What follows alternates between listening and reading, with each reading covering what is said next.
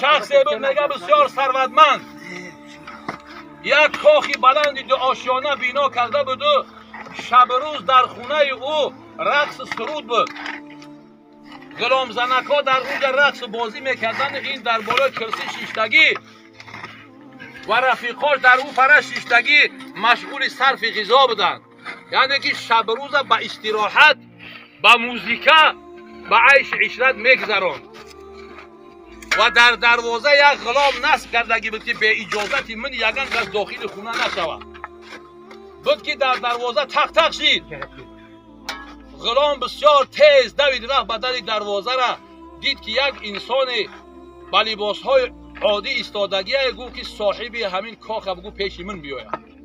بعد دویده کرده به پیش مولاش اومد، گو ای مولای من، یک انسان گدا اومده است شما را به در دروازه را فریاد دارد.